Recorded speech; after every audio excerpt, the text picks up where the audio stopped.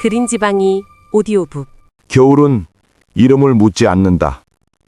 이 거리에 쓰러진 몸이 누구였는지, 어떤 꿈을 품었던 아이였는지 새벽 눈발은 묵묵히 터프거린다. 마치 애써 기억하지 않으려는 듯. 그리고 나는 그 겨울을 10번째 맞으며 또 하루를 버틴다. 사람들은 나를 노숙자라 부른다. 그러나 태어났을 땐 모두와 똑같았다. 누군가의 소중한 아들, 누군가의 봄이었다. 사는 게 이렇게 될 줄은 나도 몰랐다.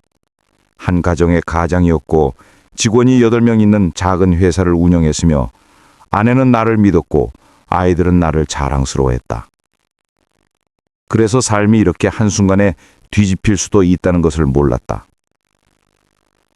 나는 노숙자가 된 지 10년이 넘었다. 폐업한 공장의 철문이 마지막으로 등을 밀어냈던 날, 내 삶의 계절도 함께 닫혀버렸다. 사업이 망한 건 외부 사람들 눈에는 한 번에 실패질지 모른다. 하지만 내게는 짐의 기동이 무너지는 소리였고 아내의 체온이 멀어지는 냉기였고 아이들의 시선에서 아빠라는 이름이 희미해지는 시간이었다. 사업이 망했고 집이 날아가고 가정도 산산조각이 났다.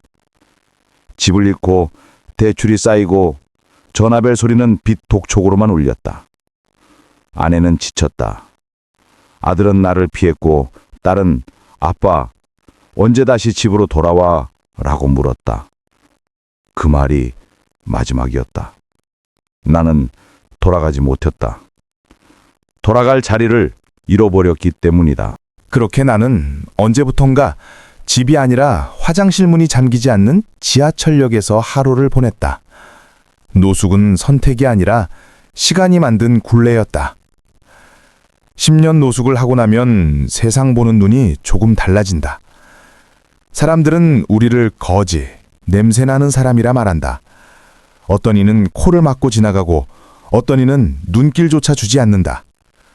하지만 아이러니하게도 우리는 사람 많은 곳을 애초에 가지 않는다. 백화점, 지하상가, 강남역, 홍대. 그런 곳은 우리의 동선이 아니다. 눈에 띄고 싶지 않아서가 아니라 눈에 띄면 상처가 더 깊어지기 때문이다. 우리도 양심이 있다. 냄새가 난다는 사실을 가장 잘 아는 건 우리 자신이다. 시선이 칼처럼 베고 비웃음이 뺨을 후려치니 사람 많은 곳을 스스로 피한다. 존엄을 지키고 싶었기 때문이다. 그래서 어둡고 바람 없는 그늘진 곳에서 하루를 지킨다. 그게 이 도시 속 우리만의 예의였다. 점심은 교회에서 주는 밥으로 해결한다. 흰 김이 피어오르는 밥 냄새는 노숙을 시작한 그날부터 여전히 아련한 감정으로 남아있다. 뜨거운 국물은 이 도시의 마지막 자비 같았다. 뜨끈한 국물 한 숟가락에 몸이 풀리는 기분. 누군가에게는 당연한 식사지만 우리에게는 하루를 버티는 힘이었다. 저녁은 앵무리로 번 돈으로 먹는다. 모르는 사람에게 작은 동전을 얻는 일은 처음엔 자존심이 무너지는 일이었다. 하지만 시간이 지나면 그 작은 동전이 사람이 사람에게 주는 최소한의 인정이라는 것도 알게 된다. 그 돈으로 막걸리 한 병과 편의점 삼각김밥 하나를 사들고 야외에서 밥을 먹는다. 누군가는 비참하다 하겠지만 나는 그때마다 놀이동산에 온 것처럼 마음이 가벼웠다. 야외에서 먹는 밥은 이상하게 맛있다. 하늘이 보이고 바람이 불고 입속에서 밥이 씹히는 소리가 들린다. 그래, 오늘도 살아있구나. 그걸 확인하는 시간이기도 했다. 우리는 무리를 지어 다닌다. 3명, 3명, 5명, 5명. 정해준 규칙은 없다. 다만 서로의 상처를 오래 보다 보면 비슷한 무게의 사람끼리 자연스럽게 모이게 된다. 서로의 과거를 묻지 않는다. 힘들면 힘든 대로 버텼다는 것만 알면 충분하다. 우철이는 한때 대학에서 강의하던 사람이었다. 자존심이 강해서 울지 않는 줄 알았는데 어느 날 새벽 종이박스에서 흐느끼고 있었다. 상만이는 두 아이의 아빠였다. 삶이 너무 무거워 술에 기대다 길에서 잠들다가 동사한 친구를 겨울에 2번이나 직접 수습했다. 그리고 나도 지키고 싶었던 가정이 있었다. 미련의 목임에 썩은 공기를 들이마셔도 아무런 향기도 느껴지지 않는다. 우리의 밥 먹는 모습은 묘하게 따뜻하다. 웃음소리는 투박하고 농담은 거칠지만 배려는 누구보다 세심하다. 컵라면 하나를 뜯어도 먼저 먹어. 너 오늘 많이 걸었잖아. 이런 말이 먼저 나온다. 우리는 서로를 보듬는다. 누구도 우리에게 따뜻한 말을 건네지 않지만 우린 서로에게 마지막 남은 인간이었다. 세상은 우리를 끝이라 말하지만 우리는 서로를 보듬으며 나름의 공동체를 만들고 있었다. 이게 우리에게 남은 마지막 존엄이었다. 여름이 막 끝날 무렵이었다. 악역들은 언제나 술 냄새와 함께 나타난다. 5명쯤 되는 폭력배, 동네에서 찐따들 청소한다고 떠들던 인간들. 야, 거지들아! 여기서 자지 말랬지? 그들은 이유 없이 발로 찼다. 상만이는 머리를 세게 맞고 쓰러졌다. 우린 도망칠 곳도 없었다. 피가 모래처럼 떨어지고 침이 얼굴에 튀고 밤새도록 귀에 울리던 말. 사람도 아니잖아. 우리는 사람인데. 태어날 때 모두 누군가의 전부였는데. 그래도 다시 일하고 싶지 않아? 사람들은 종종 이렇게 묻는다. 나도 일하고 싶었다. 일정한 월급을 받고 누군가에게 수고했어요 라는 인사를 듣고 작은 방이라도 다시 얻고 싶었다. 하지만 현실은 간단하지 않다. 집이 없으면 직장을 구할 수 없고 직장이 없으면 집을 얻을 수 없다. 오랜 시간 거리에서 지내면 몸이 상하고 마음은 더 쉽게 부서진다. 서류 제출을 하러 가도 주소가 그 빈칸 하나를 채우지 못해 고개를 숙이곤 했다. 누구도 누워있고 싶어서 눕는 게 아니다. 누구도 꿈이 없어서 꿈을 버린 게 아니다. 우리는 문을 열 용기가 없어서가 아니라 수없이 닫힌 문에 짓눌린 사람들이다. 노숙이 한 번 시작되면 그걸 멈추는데 어디에서 무엇부터 손대야 할지조차 감이 없어지는 순간이 온다는 것을 사람들은 모른다. 이미 마음의 상처가 너무 깊어서 다시 시작해볼까라는 말도 사치처럼 들리는 사람들이다. 우리는 한국 사회의 가장 아랫단에서 실제로는 보이지 않는 노동력이 되기도 한다. 공사장 임시직, 철거 보조, 밤새는 청소, 고령자도 해야 하는 위험한 일들. 하지만 주소가 없다는 이유만으로 또다시 밀려나고 몸이 다치면 책임질 곳조차 없다. 노숙자는 게으른 자가 아니라 한국 사회에서 가장 구조적으로 미끄러진 사람들이다. 누군가는 이렇게 말한다. 노숙자? 술만 먹고 노력 안 하는 사람들. 하지만 그 말 뒤에는 상처를 볼 수 있는 눈이 없다. 절망을 들을 수 있는 귀가 없다. 노숙자 대부분은 누군가의 아버지였고 딸이었고 엄마였고 누군가의 사랑이었다. 그리고 여전히 그 마음의 잔해 속에서 다시 일어나고 싶은 마음이 아주 미약하게 남아있다. 겨울은 잔인하다. 칼바람은 숨구멍을 파고들고 잠이 들면 일어나지 못할까 두려워 서로의 몸을 흔들어 깨운다. 그날 새벽 우철이는 일어나지 못했다. 얼음이 손가락 사이에 끼어 있었고 눈은 빗물처럼 젖어 있었다.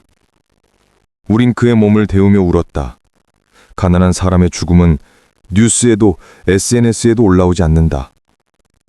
그의 장례는 친구 몇 명이 종이컵에 소주를 따라 고생했다 우철아. 그 말만으로 끝났다. 올해 가장 추운 밤이었다. 체감 영하 20도. 바람이 칼처럼 목덜미를 베던 새벽. 나는 쓰레기장 옆에서 몸을 웅크렸다. 피곤이 몰려오고 눈꺼풀이 얼어붙는 듯 무거워졌다. 이대로 잠들면 우철이처럼 되는 건가? 그 생각이 스쳤지만 몸은 이미 말을 듣지 않았다. 주의가 아니라 피곤이 나를 잠재우고 있었다. 10년 동안 쌓인 모든 무게가 한꺼번에 눈꺼풀을 짓눌렀다. 그래, 이제 그만. 그때 누군가 내 어깨를 흔들었다. 아저씨, 아저씨 일어나세요. 낯선 목소리였다. 젊은 여자의 목소리. 나는 힘겹게 눈을 떴다. 한 여대생이 나를 내려다보고 있었다. 겁에 질린 얼굴로 떨리는 손으로 내 어깨를 흔들고 있었다. 119 불렀어요. 조금만 버티세요, 제발. 나는 그 얼굴을 보며 생각했다. 저 아이는 왜 울고 있을까? 모르는 사람인데, 거리의 노숙자인데. 괜찮아요, 아가씨. 전 괜찮아. 아니에요. 괜찮지 않아요. 그 여학생은 자기 패딩 점퍼를 벗어 내게 덮어주었다. 그리고 내 손을 꼭 잡았다. 제 아빠도 거리에서 돌아가셨어요. 3년 전 겨울에. 저는 그때 너무 어려서 아빠한테 아무것도 해드리지 못했어요. 눈물이 뚝뚝 떨어졌다. 그때 누군가 아빠를 깨워줬다면, 손이라도 잡아줬다면 아빠는 살 수 있었을 거예요. 그러니까 제발 살아주세요. 제발. 나는 그 순간 깨달았다. 내 딸도 어디선가 이렇게 울고 있을지 모른다고. 거리에 누군가를 보며 아버지를 떠올리며 구급차 사이렌 소리가 멀리서 들려왔다. 6개월 후 나는 쪽방에서 눈을 떴다. 3평도 안 되는 작은 방이지만 10년 만에 처음으로 내 이름이 적힌 공간이었다. 그날 밤 그 여학생이 구해준 덕분에 나는 살았다. 병원에서 깨어났을 때 그 아이는 내게 쪽지를 남겨놨다. 아저씨, 제 아빠는 못 구했지만 아저씨는 구할 수 있어서 다행입니다. 부디 다시 시작하세요. 세상 어딘가에 아저씨를 기다리는 사람이 있을 거예요.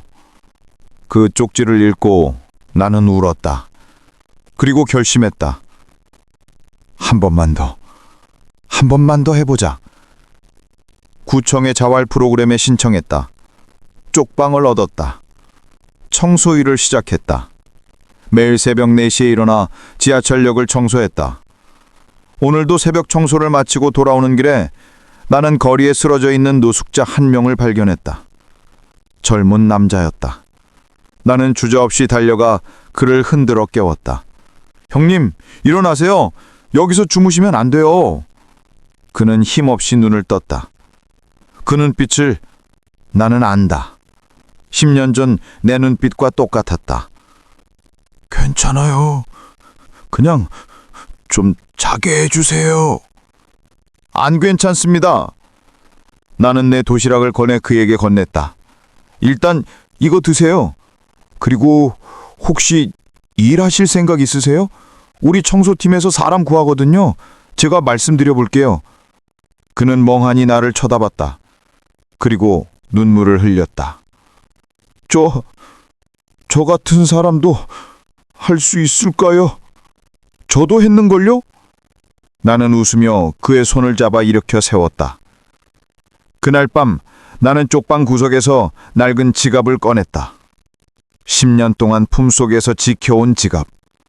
그 안에는 세계 바랜 사진 한 장이 있었다. 딸의 초등학교 입학식 사진. 나는 그 사진을 오랫동안 들여다봤다. 그리고 조심스럽게 사진 뒷면을 펼쳤다. 거기엔 10년 동안 매일 밤 하나씩 그은 작은 금이 그어져 있었다. 3,650개의 금. 10년. 나는 펜을 꺼내 하나를 더 그었다. 그리고 이번엔 그 옆에 작은 별표 하나를 그렸다. 오늘 나는 다시 시작했다. 별표는 앞으로 계속 늘어날 것이다. 출근한 날, 월급 받은 날, 누군가를 도운 날. 사진을 다시 지갑에 넣으며 나는 중얼거렸다. 지영아, 아빠 오늘도 살아있어. 창밖에서 눈이 내리고 있었다. 나는 문득 서랍에서 작은 공책을 꺼냈다. 그리고 첫 페이지에 이름들을 적기 시작했다. 후철이 2023년 1월 14일. 상만이가 수습했던 그 친구, 이름 모름. 역 계단에서 만났던 할아버지, 이름 모름. 거리에서 사라져간 사람들, 이름도 없이 기억도 없이 떠나간 사람들. 나는 그들의 이름을 혹은 얼굴만이라도 이 공책에 남기기로 했다. 누군가는 기억해야 한다고, 그들도 살아있었다고. 공책 맨 앞장에 제목을 썼다. 거리의 겨울은 이름을 묻지 않지만 나는 묻는다. 그리고 마지막 페이지를 펼쳐 앞으로 채워나갈 빈 공간에 작은 문장 하나를 적었다. 살아남은 자의 의무는 죽은 자를 기억하는 것이다. 펜을 놓고 창밖을 봤다. 눈이 계속 내리고 있었다. 하지만 이번 겨울은 다르다. 겨울은 이름을 묻지 않지만 나는 이제 내 이름을 기억한다. 그리고 나와 같은 사람들의 이름을, 거리에서 사라져간 이름들을 이 공책에, 내 기억에 영원히 새길 것이다. 내일 아침 나는 출근길에 그 젊은 노숙자를 다시 만날 것이다. 그리고 가장 먼저 물을 것이다. 이름이 어떻게 되세요? 2024년 겨울 서울역 광장에서 또 한 명이 동사했다는 뉴스가 나왔다. 60대 남성. 이름은 밝혀지지 않았다. 당신이 길에서 마주친 노숙자. 그는 누군가의 아버지입니다. 누군가의 남편이었습니다. 누군가의 아들이었습니다.